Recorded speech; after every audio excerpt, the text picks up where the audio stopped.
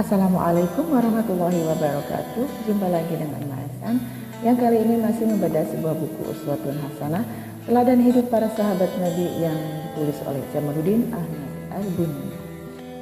Kisah kali ini adalah kisah seorang sahabat Nabi yang berjudul Susu Kambing Mandi. Malam itu udara Makkah sangat dingin, bahkan membuat orang-orang di luar rumah menggigil.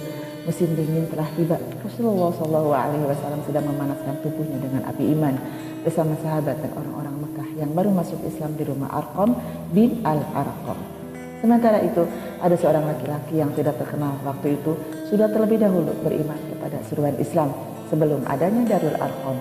Dia adalah orang yang keenam mengikuti dan beriman kepada Nabi SAW atau angkatan pertama pemeluk Islam. Siapakah laki-laki ini? Dia adalah Abdullah bin Mas'ud radhiyallahu anhu. Ia mengisahkan bagaimana mula-mula ia berjumpa dengan Nabi Muhammad SAW. Waktu itu saya adalah seorang anak remaja bertugas mengembalakan kambing milik Uqbah bin Mu'aid. Pada suatu hari ketika saya berada di padang pengembalaan, tiba-tiba saya didatangi oleh Nabi Muhammad SAW bersama Abu Bakar As-Siddiq radhiyallahu anhu. Mereka bertanya kepadaku, "Wahai bocah, apakah engkau mempunyai susu kambing yang dapat kami minum?" Aku terheran dan bertanya dalam hati, mengapa mereka meminta minum kepadaku? Lalu ku jawab, bukannya tidak ada susu, namun aku tidak dapat memberi kalian minum, karena kambing-kambing ini juga susunya bukan milikku. Semua ini adalah amanat tuanku agar aku menjaganya. Nabi menanyakan lagi, setelah mengetahui tidak akan mendapat susu dariku. Kalau begitu, apakah di antara kambing-kambingmu ini ada yang mandul? Ada, ujarku sambil mengajak keduanya ke tempat kambing betina mandul di antara kawanan kambing lainnya. Lalu kambing betina yang mandul ini kakinya diikat oleh Nabi SAW, lalu susunya dielus-elus sambil berdoa, memohon kepada Allah Subhanahu Wa Taala. Tiba-tiba susu kambing mandul yang sebelumnya kempis itu membesar. Melihat hal itu, Abu Bakar segera mencari wadah untuk menampung air susu. Kebetulan di dekat mereka ada batu cembung yang biasa digunakan oleh anak-anak gembala sebagai tempat minum. Setelah air susu tersebut dirasa cukup, Abu Bakar lebih dahulu meminumnya, dan saya juga ikut menikmati susu perahan Nabi SAW itu. Setelah merasakan dan memuaskan dahaganya, Nabi lalu memerintahkan kepada kambing mandul itu dengan ucapan, "Sekarang kempislah." Tiba-tiba susu kambing itu menjadi benar-benar kempis. Peristiwa sesaat itu sangat mengejutkan dan membuatku kagum terhadap kehebatan Muhammad SAW. Setelah peristiwa itu, aku pun sering mendatangi Nabi lalu menjadi muslim. Aku mendapat didikan langsung dari Nabi dengan wahyu yang diterima dari Allah Subhanahu wa Ta'ala. Nabi pernah mengatakan kepadaku, "Wahai Abdullah, engkau akan menjadi pemuda yang terpelajar." Abdullah bin Mas'ud tidak sadar bahwa peristiwa yang terjadi itu adalah suatu mukjizat kecil dari sekian mukjizat Nabi Muhammad SAW. Sebab tidak berapa lama sesudah itu ia akan menyaksikan mukjizat yang akan mengguncang dunia serta akan memenuhi kalbunya dengan cahaya dan petunjuk. Ia juga belum mengetahui bahwasanya kelak ia akan memperlihatkan kepada kaum Quraisy betapa hebatnya Al-Quran yang mampu memberi perlindungan dan memberi arah positif bagi semua manusia.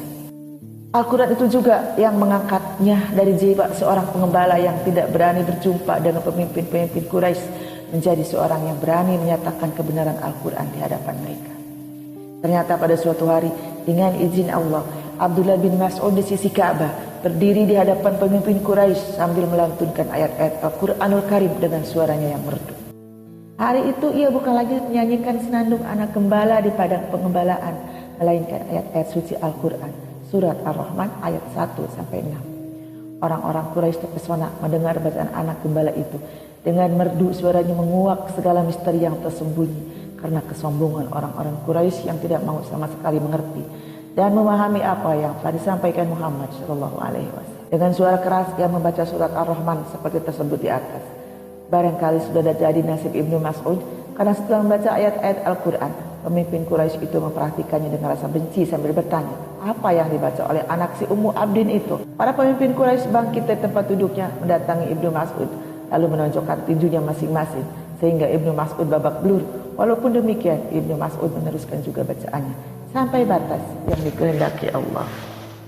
Dengan keadaan yang sangat memprihatinkan dan wajah yang biru menghitam, ia kembali kepada para sahabat. Kata mereka, "Inilah yang kami khawatirkan atas dirimu." Tetapi Ibnu Mas'ud justru menantang akan kembali lagi sewaktu-waktu ke hadapan pemimpin Quraisy itu dengan maksud yang sama. Kata Ibnu Mas'ud, sekarang ini sudah menjadi mudah bagiku karena mereka semua sudah mengetahui keadaanku. Aku tidak perlu lagi sembunyi-sembunyi membaca kalamullah kapan saja, di mana saja, dan kepada siapa saja. Itulah Abdullah bin Mas'ud, anak gembala dari keluarga miskin yang menyaksikan sendiri mukjizat Nabi Muhammad SAW, sosok yang berani membaca kitab suci di hadapan musuh Islam, dicintai Rasulullah SAW, langsung menerima pengetahuan dari Nabi, mendapatkan cahaya cemerlang dari wahyu Allah, serta menyebarkan cahaya itu kepada umat manusia. Hanya ini yang bisa saya sampaikan kali ini. Terima kasih yang sudah menonton. Semoga berkah untuk kita semua dan kita mendapatkan syafaat di yaumul qiyamah. Wallahu a'lam bishawab. Maafkan atas semua kesalahan. Assalamualaikum warahmatullahi wabarakatuh.